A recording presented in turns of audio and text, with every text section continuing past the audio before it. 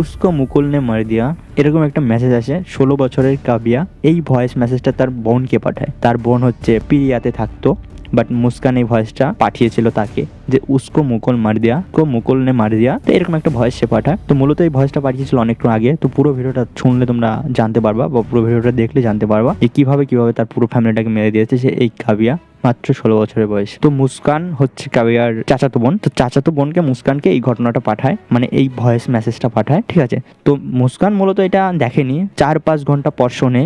এবার এরকম একটা মেসেজ পাওয়ার পর যে কেউ আতঙ্কিত হয়ে যাবে, বা যে কেউ ভয় পেয়ে যাবে।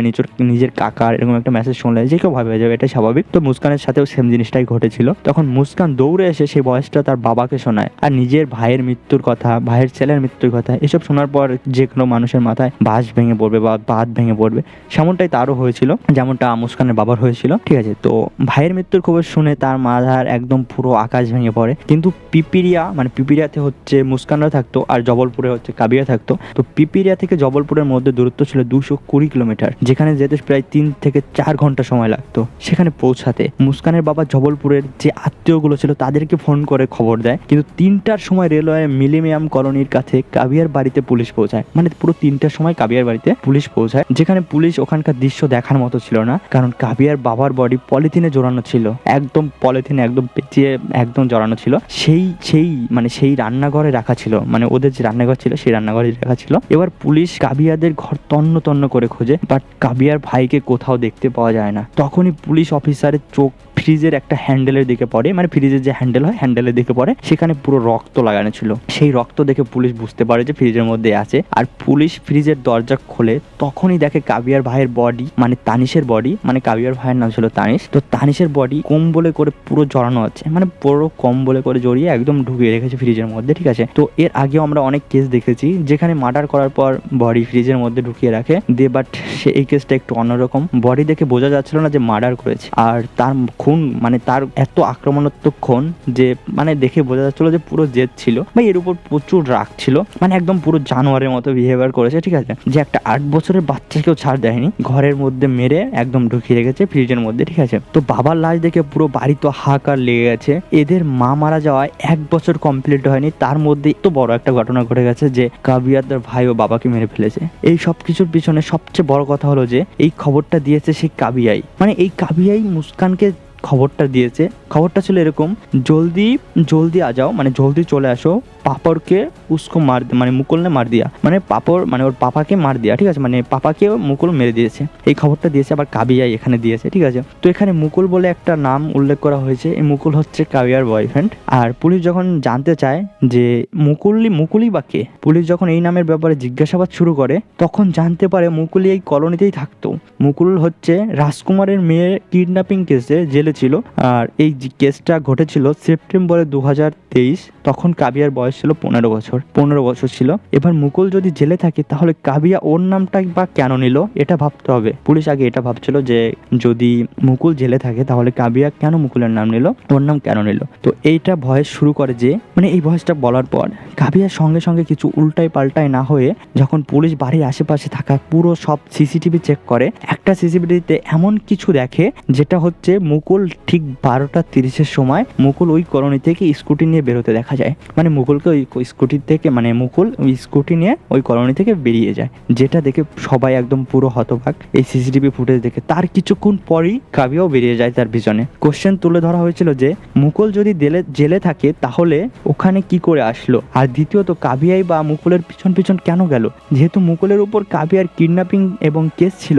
এবার এই সবের পর থেকে পর্দা খুলে যখন মুকুলের কেস হিস্ট্রি দেখে, পুলিশ দেখতে পায় যে কাবিয়ার মুকুল আর মানে অনেক আগে থেকে রিলেশন ছিল, যেটা 2023-এর সেপ্টেম্বর মাসে ওরা ভোপাল পালিয়ে যায়। এবং ভোপাল পালিয়ে যাওয়ার পর তার বাবা তার নামে একটা ফক্স কেস করে, ফক্স আর্ট যেটাকে বলা হয়, যেটা হচ্ছে কেউ পালিয়ে গেলে বা কেউ কিডন্যাপিং কেস করলে যে তার মেয়েকে পালিয়ে নিয়ে গেছে বা তার ছেলেকে, যেটা হয় আর কি, ওটাকে ফক্স আর্ট মানে জেল বা কেস বলে, ঠিক আছে। তো সেটাই হয়েছিল। তো বাট ট্রায়ালের সময় কাবিয়া তার বাবার বিপক্ষে বয়ান দিয়েছিল। যখন তাকে কোর্টে রাখা হয় তখন কাবিয়া তার বাবার বিপক্ষে বয়ান দেয় যে সে তার নিজের ইচ্ছাতে গিয়েছিল, মুকুলের কোনো দোষ ছিল না, এরকম কিছু, ঠিক আছে। তো মুকুল আমার সঙ্গে কোনো কিছুই খারাপ করেনি, কাবিয়া এই বয়ানে কোর্টে বলে। তখন মুকুলকে ছেড়ে দেয়। এবার তদন্ত যখন শুরু হয় তখন কাবিয়া এবং মুকুলকে জবলপুরে রেল স্টেশনে দেখা যায় একটা সিসিটিভি ফুটেজে, মানে 1 নম্বর রেল স্টেশনে, ঠিক আছে। তখন দেখা যায় 10-12 মিনিট পর এদের দুজনকে 3 নম্বর প্ল্যাটফর্ম দিয়ে বেরিয়ে আসতে দেখা যায়। অ্যাকচুয়ালি এই জিনিসটা ওরা পুলিশকে বিভ্রান্ত করার জন্য করেছিল।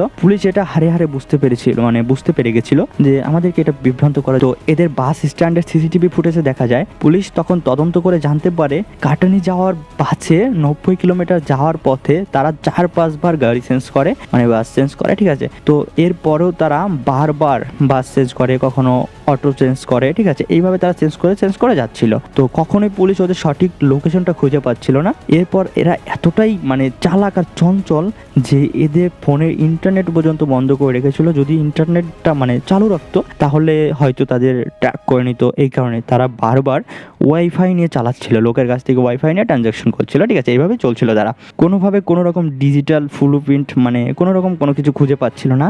এর মধ্যে কাবিয়ার বাবা ওর ভাইয়ের পোস্টমর্টমের রিপোর্ট চলে আসে, যেখানে দেখা যায় কাবিয়ার বাবার মাথায় কিছু একটা ভারী জিনিস দিয়ে 10-12 বার বাড়ি মারা হয়েছে। তারপরে ওর বাবার পুরো মাথাটা একদম ফ্র্যাকচার হয়ে গেছে, মানে দেখতে একদম পুরো ভয়ঙ্কর এরকম কিছু লাগছিল, ঠিক আছে। আর ওইদিকে কাবিয়ার ভাইয়ের মাথায় 4 বারই মারা হয়েছিল। তারপরও তার ভাই মরেনি, তাকে কম্বলে জড়িয়ে ফ্রিজের মধ্যে ঢুকিয়ে দেওয়া হয় জীবিত অবস্থায়। তারপরে কিছুক্ষণ থাকার পর তার ভাই মারা যায়। ঠিক এমন একটা ঘটনা ঘটেছিল, ঠিক আছে। পুলিশ আরো সিসিটিভি ফুটেজ থেকে দেখতে পায় 15ই মার্চ মুকুলের হাতে একটা গ্লাভস পরে সকাল 3টার সময় কাবিয়ার বাড়ির আশেপাশে ঘুরে বেড়াচ্ছিল। আর সেই ফুটেজে দেখা যায় ব্যাগ ও পলিথিন নিয়ে কাবিয়াদের বাড়িতে যেতেও দেখা যায়। ফুটেজ দেখে এটা বোঝা যায় যে মুকুল পলিথিনের মধ্যে গ্লাস কাটা নিয়ে যাচ্ছিল, যে গ্যাস কাটার যে সেটা হয় সেটা নিয়ে যাচ্ছিল। মুকুল বাড়ি তদন্ত শুরু করে পুলিশ। আর মুকুলের বাড়ি যাওয়ার পর তার দাদাকে দেখতে পায় পুলিশ। তখন তার দাদাকে যখন কোশ্চেন করে তখন তার দাদা বলে যে মুকুল ওখান থেকে আসার পর অনেক পরিবর্তন হয়ে গিয়েছিল। তখন সবার সঙ্গে কথা বলতো না, খারাপভাবে কথা বলতো। তখন সবাই মানে সব সময় রেগেই থাকতো। তখন টলিউডের ক্রাইম মুভিগুলো পুরো ঘরে সবসময় সে ক্রাইম মুভি দেখতো, কিভাবে ক্রাইম করা যায় এরকম কিছু। তদন্ত নেওয়ার পর এটাও জানা যায় যে মুকুলের যে সার্টিফিকেট এবং মার্কশিট গুলো ছিল সেগুলো মুকুল আগে থেকেই গুছিয়ে রেখেছিল। আর ঠিক প্ল্যান করে সেই মুকুল ওইগুলো নিয়ে পালিয়ে যায়, মানে ওখান থেকে পালিয়ে যায়, ঠিক আছে। তো পুলিশ এটা ইম্পর্টেন্ট লিড বাই কাবি একটা রেস্টুরেন্টে গিয়ে পেটিএম থেকে খাবারের বিল পে করে। আর সেই রেস্টুরেন্টে পুলিশ তখন লোকেশন ট্র্যাক করে দেখতে পায় যে এই লোকেশনটা হচ্ছে পুনেতে। তখন পুনের লোকাল থানায় তাড়াতাড়ি জানিয়ে দেওয়া হয়। আর সেটা জানানোর পরে তখন তার সেখানকার একটা টিম সেই টিমটা জলদি বেরিয়ে পড়ে এবং সেখানে 35 জন পুলিশ 8টা দল, মানে 8টা টিম হয়ে তারপরে তাদেরকে বিভিন্ন ফ্লাইট ট্রাভেল করতো। এতে লাস্ট লোকেশন মানে কর্ণাটকের মূল বার্গাতে। মানে এরা এতটাই দুরন্ত যে এরা 7টা রাজ্য, মানে 8টা রাজ্য আর 8টা রাজ্য তারা চেঞ্জ করে ফেলে। ঠিক 12:30 সময় কলোনি থেকে বাইরে যেতে দেখা যায় একটা সিসিটিভি ফুটেজের ঘরের মধ্যে থাকা চায়ের কাপ, এত নোংরা বাসন। এটা বোঝা যায় যে ওরা খুব আরামে শান্তিতে খাওয়া দাওয়া করে। কাউকে ভালোবাসাই যায় বা ভালোবেসে পালিয়ে যাওয়া যায়, এটা স্বাভাবিক ব্যাপার। বাট কাউকে মেরে ফেলা বা কাউকে খুন করে ফেলা এত নৃশংসভাবে। তো ভিডিওটি কেমন লাগলো অবশ্যই কমেন্ট করে জানিও। আর এরকম নিত্য নতুন ভিডিও আসবে আমাদের চ্যানেলে। তো সবাই তো সব রকমের ভিডিও বানায়, বাট আমি এখন ক্রাইম ভিডিও বানাচ্ছি, ঠিক আছে। যাই হোক, তোমরা সাপোর্ট করো। ফার্স্ট ভিডিও তো আস্তে আস্তে ভালো করবো। আর আমার এখন স্টুডিও কমপ্লিট হয়নি, যার কারণে ফেস ভিডিও আনতে পারছি না। খুব শীঘ্রই ফেস ভিডিও নিয়ে একদম প্রপার ভাবে আসছি।